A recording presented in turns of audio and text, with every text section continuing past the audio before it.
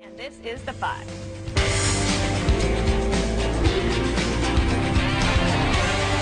All right, so we're going to catch you up. The federal government and states are ramping up responses to the coronavirus outbreak. Cases in the United States hitting a milestone with an increase in testing. Over 10,000 Americans are infected and more than 150 have died. And this just in, the State Department advising all Americans to avoid international travel. And earlier today, President Trump announcing that the FDA is fast-tracking possible treatments for the virus. It includes a drug used to fight malaria. The president is cautiously optimistic. Take a look. And I've directed the FDA to eliminate outdated rules and bureaucracy so this work can proceed rapidly, quickly, and fast. And we have to remove every barrier. There were a lot of barriers that were unnecessary. And they've done that to get the rapid deployment of safe, effective treatments.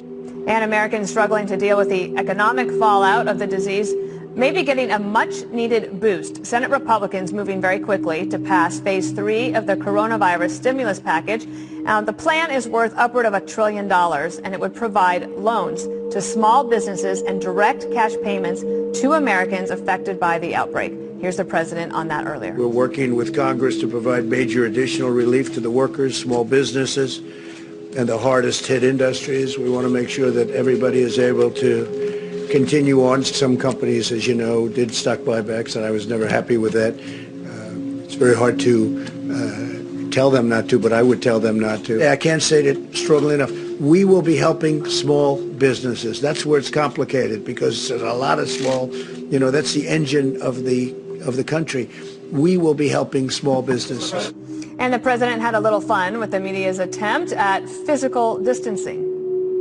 You're actually sitting too close. We should probably get rid of about another 75, 80% of you. I'll have just 2 or 3 that I like in this room. I think that's a great way of doing it. We just figured a new way of doing it. But you're actually much too close. You two, you should leave immediately.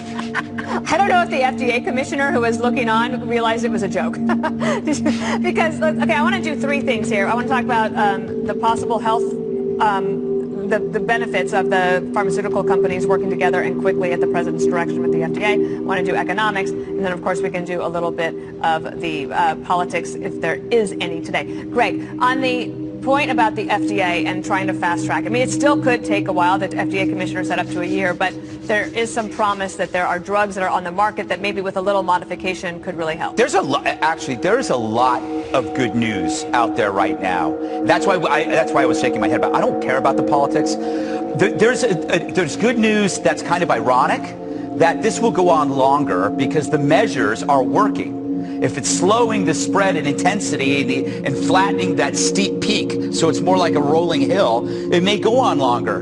But that's because it's working. And it doesn't overwhelm the health system. Exactly. And so now you're talking about this anti-malarial drug, chloroquine. It's been around for 70 years. So that means humans can tolerate it. They know the side effects. So unlike a vaccine, it doesn't have to be, tested for months and months. Bayer just donated 3 million tablets to the government, so they have it. So that is also good news. You can argue that the predictions are gloomy, and they are gloomy and real, but they haven't factored in the human response. That's why I'm optimistic. All of these numbers that you hear are as if we did nothing, but you're seeing a lot of good news. You're seeing ingenuity. You got 7 billion brains targeting one virus. I kind of feel bad for the virus. I think it's going to get destroyed. So the Dow is going to go up and down because psychologically we're all going up and down. I have to say this, though. What I'm sick of, and then I'll shut up, I am sick of me thinking that I'm sick all the time. Like, I swear. But that's not new. No, I'm saying that. This is why, like, when we have the pharmaceutical ads on Fox, I sing during the side effects because I don't. Yes, because I get so easily influenced by the news and the stuff, and so it's like it's really hard not to think you have something when all you hear about is a sickness. And that's why you got to go outside and go for walks by yourself and get away from the influx, because it messes with your brain. Dagen, tell me a little bit about the economic package that they're working on in the Congress right now. Big enough, fast enough, and can we get it to the right people in time for them to be able to pay some of their bills, since, as the president said, this was no fault of their own?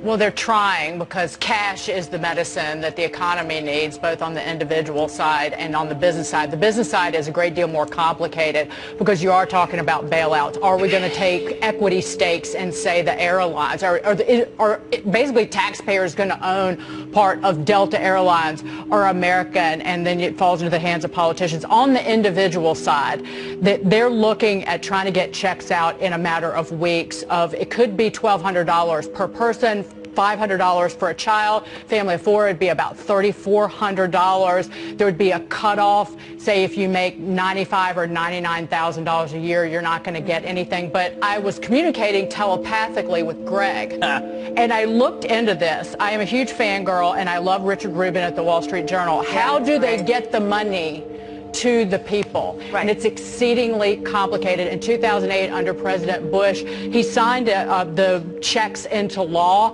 in February. They didn't even start going out until April. So you're talking about, you could get benefits through the Social Security Administration, through the VA, if you get direct deposit. What we from the need is IRS. some whiz kid to figure out how to do Venmo to the people that need it, like from the Treasury Department. There's nobody. There are 23% fewer people working in the IRS than a few years ago. There's nobody who understands Venmo. Well, we could be innovative, Jesse. We could find somebody like out there that's thinking about this. I mean, you did see a lot of companies that are trying to figure out how can they do the right thing, as Greg mentioned, Bayer donating the money. Some companies saying that they would be willing to change their production in order to manufacture some of the healthcare products that might be needed, like ventilators and masks. Well, that's why the administration seems so inspired today. It's because they've started to realize they have to harness the power of the private sector, and they should have done that weeks ago, and they're beginning to do that now. The president's slashing a lot of red tape, so you're getting fast-tracked, hopefully, therapies coming out soon. Overseas therapies, experimental therapies, therapies for malaria that can be repackaged. So the market really responded today when they discussed that at the press conference. But just to put a little point on what Greg was saying, it's all about the vaccine. And remember the space race? I mean, probably you do, Greg. You're a little bit older than I do. But, you know, we need a race for the vaccine, like the Manhattan Project, where you get the sharpest brains in the country in a room working 24/7 around the clock, because the vaccine is the key. And you got to get it out in under a year. That's absolutely critical. And CEOs have stepped up. Yeah. Carnival Cruise offering their ships for extra bedding off the coast. Construction CEOs donated masks. GM CEOs say you can build the ventilators in our facilities. So that's a good thing. Mike Bloomberg stepped up to the plate and donated $40 million to fight coronavirus. He spent about $500 million on a presidential campaign. Maybe he could dig a little deeper in his pockets, but it is very clear that the president's focused on getting money to small business and workers, and that's the key. Indeed. And Juan, I have two questions for you. One is that, I don't know if you saw, but Jerome Powell, the nation's Surgeon General, he made a call out today to Americans to consider going to give blood because of all of this and people staying home. The blood banks across the country are really low, and he was saying it is safe to give blood, and we really need people to do that. So there was the call for that. That's good news. I mean, we should have done so much of this long ago. I mean, to me, a lot of the actions that are now being taken by the White House should have been taken some time before. And that's not a political analysis. I mean, it's just, I mean, for example, if you look at a Republican like Governor DeWine in Ohio, he has been proactive in terms of saying, here's what we should be doing, and created a model for lots of governors and mayors around the country. Isn't that where it's supposed to come from, though? I mean, in our system, the state and local governments are on the front lines, and so they're the innovators. I disagree. I think that what you need here is leadership from the top, because the top has the resources, just as we're talking with Dagen a moment ago about the money and trying to inject money into a faltering economy at this time. So much of it has to come from the federal leadership.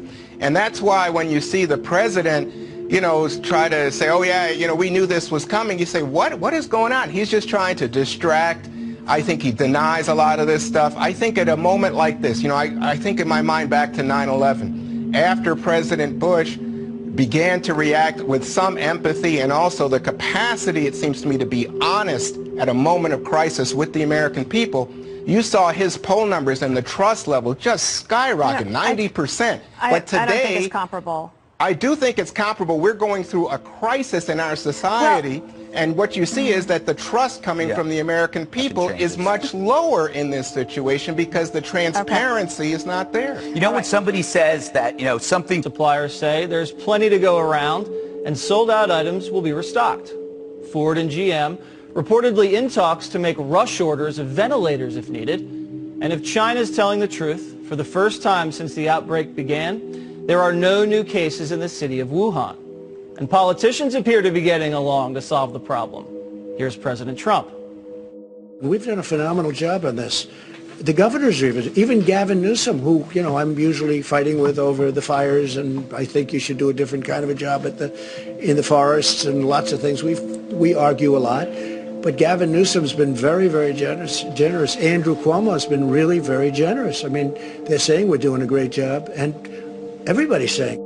And even though he's running for president, Bernie Sanders says he doesn't have time to worry about it right now. What's your time frame? I can't stop with this. I'm dealing with a global crisis. We're dealing with it, and you're asking me these questions. Greg, you don't have a lot in common with Bernie Sanders, but maybe that is right there. I don't have time for politics right now. There you go. He actually understands the priority over politics is this. And by the way, we have to give credit where credit's due. Ilhan Omar also praised Trump very strongly about his actions. Remember, like 4 days ago, people were taking pictures of empty shelves.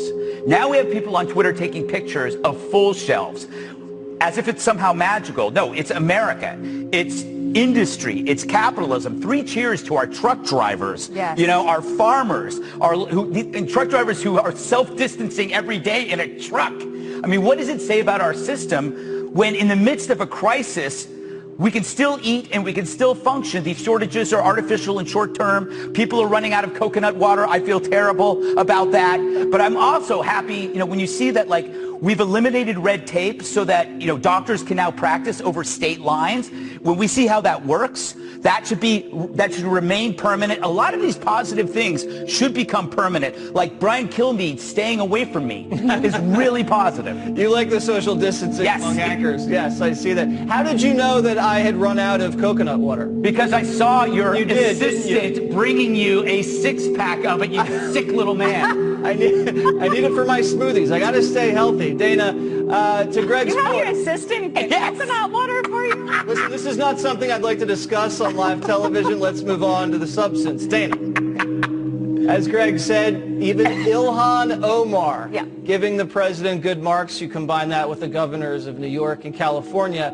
It seems like the country is rallying together and trying to get things done for the American people. Well, we all knew this. Underneath, I think that the partisanship and the polarization in the country is quite exacerbated in our minds. I don't think that the country actually is as far apart as you think, and there's nothing like a crisis to focus the hearts and minds of people, including politicians and those in Washington. And they all need each other right now. The governors know that they absolutely need the president, and the president needs the governors to do what their responsibilities are on the front lines, doing their innovative things and trying to help them where he can, and then providing FEMA assistance. That's how our system works, and it's unfortunate that it takes a crisis to bring everybody together, but when we do it, we do it well. And this is a time also, if I could just say one thing about the truckers. Okay, so these are people who already are treated pretty badly in society, right? So I shouldn't say all of them, but for example, right now, a lot of the rest areas are closed. Okay, where are they supposed to go? If they need a rest, if they need to get some coffee, if they need to use the restroom, a lot of restrooms say closed. Well, we have to all think about this. That the truckers are really important, and I know a lot of them listen to this show. I want you to know we're thinking about you, and I hope that the governments and I mean state governments can really think about how they can make our system work a little bit better for these people who are working so hard for us. Are you offering them your bathroom? I'll let them use my bathroom, absolutely. There you go. You might regret that, Dana. I will not regret it. I will not let you use the restroom after all the coconut water.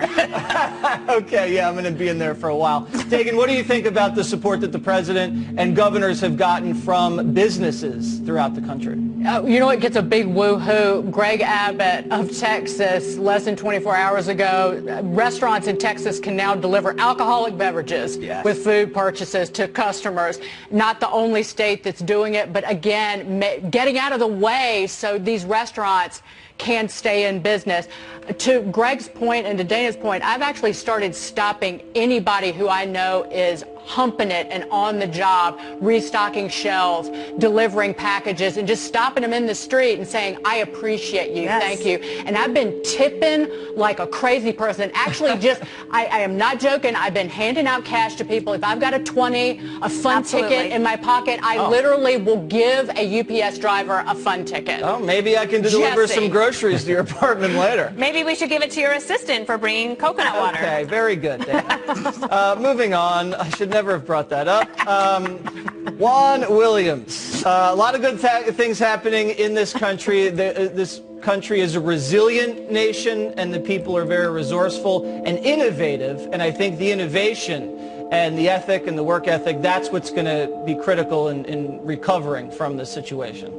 Yeah, as we talk about heroes, I just wanted to talk about the doctors, because to me, the doctors who are on the front line, and I have, relatives that work as doctors in emergency rooms. My brother-in-law is a big doctor here in D.C., my father-in-law. So these doctors are at tremendous risk for exposure to the virus. Nonetheless, we have to keep them well, and they are being very brave, oftentimes working extreme hours in order to staff these hospitals, emergency rooms, even some of these checkpoints that have been constructed to test people for the virus.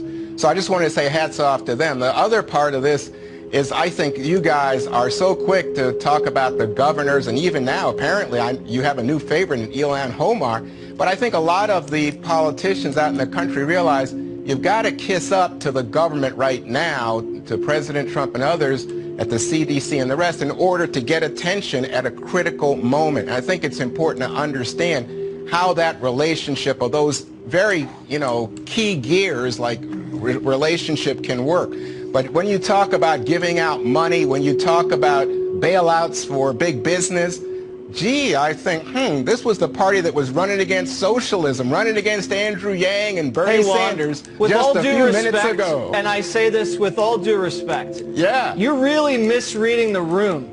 Oh, yeah. You're misreading the country. Right here. I don't have to misread. We're doing a segment about the positivity of Americans coming together from all walks of... So the message, I think, for spring breakers is that the party's over in Florida. You're not going to be able to congregate on any beach in the state. Many of the hot spots that people like to go to, whether it's Miami Beach, Fort Lauderdale, Clearwater Beach, are closed entirely for the time being. The bars are closed, so you're not going to have a place to congregate there. So we would just tell those folks, maybe come back next year when things are better. New CDC numbers show that 30% of U.S. coronavirus cases impact young people. But these hard-partying kids either don't know about it or don't care about it. Take a look. If I get corona, I get corona. At the end of the day, I'm not going to let it stop me from partying. It's really messing up with my spring break. What is there to do here other than go to the bars or the beach, and they're closing all of it? It's really messing up. I think they're blowing it way out of proportion. There's more serious things out there like hunger and poverty, and we need to address that. I just turned 21 this year, so I'm here to party, so it's kind of disappointing, but we're just making the most of it. So, Jesse, I go back to you, the young man on the panel, and I was thinking to myself, should Governor DeSantis have shut this down before these young people got there in the last 2 weeks?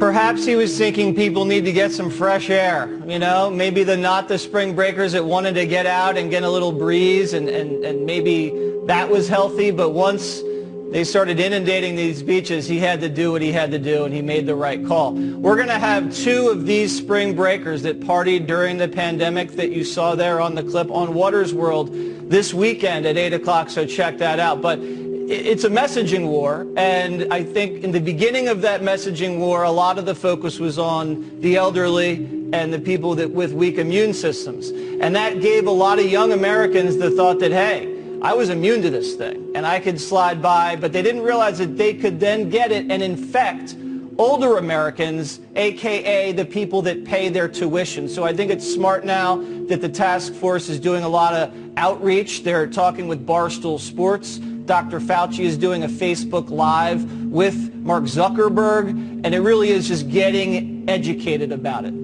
So let's take a look at that. That was so interesting to me. Here's Barstool Sports, and here's Dr. Fauci talking to them like they're 8 years old.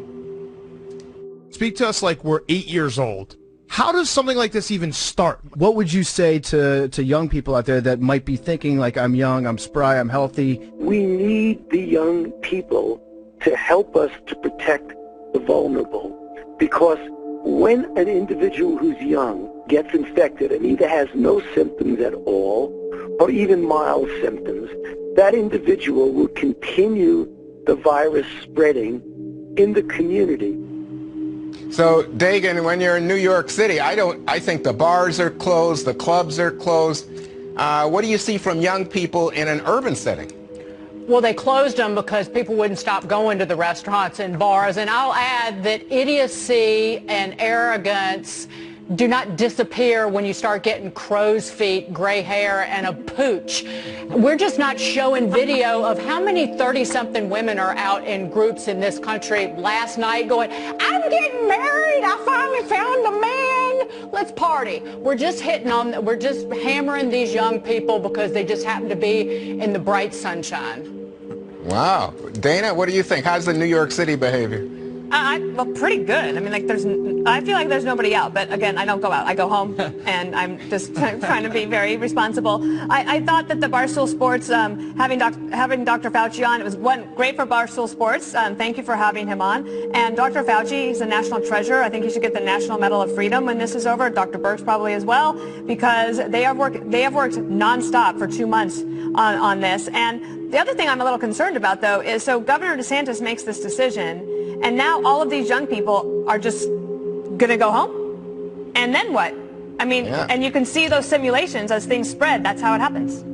Yeah, that's why I was curious about why he didn't do it earlier. But I think he reacted to the aerial photo showing the beaches being crowded. So Greg, when you look at New York City or you look at the beach, the question occurs to people, well, what happens when people start to feel a little bit like cabin feverish in a week or two? Because the government's saying this is going to take much longer than just 2 weeks. Well, I'm going to have to disagree with Dagan for the first time ever.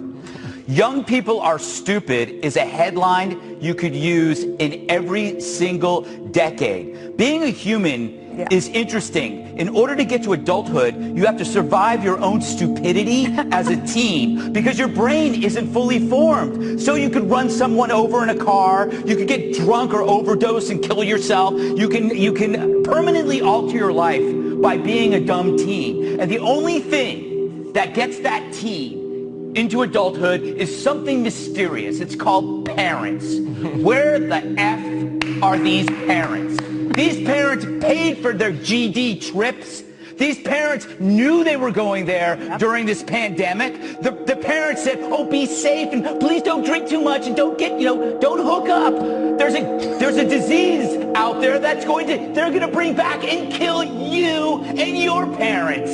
So kids are stupid, but we created a family structure so that the teenagers can make it to adulthood through the mentoring of parents. But when the parents abdicate that responsibility, you have spring break with a bunch of people who just see short-term benefit, partying, and not the long-term risk, which is death.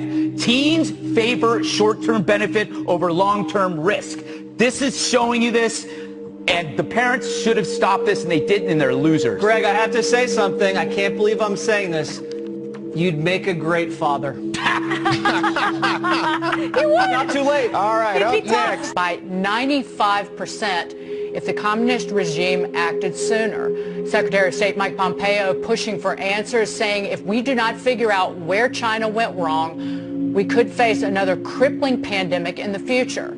And President Trump addressed the cover-up earlier. Well, it would have been much better if we had known about this a number of months earlier. It could have been contained to that one area in China where it started. And certainly the world is paying a big price for what they did. Jesse? Well, the first case of coronavirus surfaced in mid-November. That's 4 months ago. And when the scientists identified the virus, the Chinese government told them to destroy the samples, and they gagged the scientists and told them to lie about it. Then they allowed these wet markets where the contamination started to remain open. They told the WHO, World Health Organization, that it was not contagious human to human. They allowed the New Year's celebration in Wuhan, 11 million people, to go on. Everybody drinking and eating and having a great time together, and that was a colossal mistake. Then they allowed thousands of Chinese citizens to fly all over the country. The Chinese government dragged its feet in releasing data to the rest of the world on this, and when the Trump administration offered to send U.S. scientists to Wuhan to investigate and help, they said, no, you're not allowed. So now when they say, oh, the U.S. military, they were the ones that planted the virus in Wuhan, and they say we're going to withhold drugs from the United States during the pandemic. That's just crazy. And the fact that the president calls it the Chinese virus, he just wants to make sure that there's a little accountability and truth to what happened. Juan? Jesse, I think you're misreading the room. It's supposed to be a happy show today. I'm talking about the Chinese government. Yeah, oh, I see. Covering things up. You we seem to don't want talk about to us. blame the But president instead of the Chinese Communist government, and that's where you're wrong. I know who I elected, okay? So here's the thing. Yeah, you elected President Trump. Yeah, that's right. That's my president. Yeah, that's why he's I say our I speak president, about Juan, him. But I will not say the this. Chinese communists. We have time. We're going to have time for after-action reports. I think it's inevitable. We're going to have a 9/11 commission-style review of what happened. So we will be able to know exactly what happened and where this came from. I think it's so important. But I want to underline something that you said, which is something actually Senator Rubio and others have said, which is that we are so reliant on the Chinese. Right now, we have, I believe it's Governor Cuomo of New York over in China, trying to look at them in terms of whether or not they have ventilators that they can sell us to help our hospitals. We are reliant on them in terms of our prescription drugs, delivered in large part from China. And so when they get vengeful or angry or whatever, you know, we have to somehow step in and say, you know what? This is too much. We can come back and make some of these things in the United States. Right. Now, I understand it's going to be a higher cost. Well, I agree, Juan. I agree. And that's actually what President Trump's tried to do over the last 3 years, is extricate ourselves from our reliance on China as a manufacturing hub. But Greg, what do you say? As a member of the media, I am absolutely disgusted how we're saying these negative things about China. I mean, I just can't believe. I mean, really, that's racist. This entire segment is racist because we're pointing out the disease, the disease's origins, and we should be ashamed of ourselves with dealing in facts. That's awful. My suggestion, I actually agree with Juan. We need to turn our focus away from blaming people and make a list of the people who need to pay. And 6 months from now, we go back and we look at the list. Because right now, I want to get people well. I want to find the treatments and do all the good stuff. And you know what? Screw the Chinese government. We'll deal with them later. But Dana, I'll point out that China, Jesse was mentioning it, is waging a disinformation campaign on social media platforms that are created in the U.S. that their own citizens don't see, but we certainly do. That's why I actually think we have to fight that part now. The after-action report on our actions and things. Yeah, we can save that for later. But I would not rest on these propaganda pieces. We should try to get as much information in there as possible. Authoritarian regimes. That's how this kind of thing happens. You had journalists there that were Chinese journalists, that were trying to raise the alarm. They're the ones that were put in jail. They're the ones who were rounded up. They're the ones who are now trying to use emojis and Morse code in order to get around the censors because they're worried about it. I think we need a lot more of a push of social media into that country. We've got to talk to the younger people of China because the propaganda war, that is a serious one. And the only way to really deal with it is to have a lot of truth.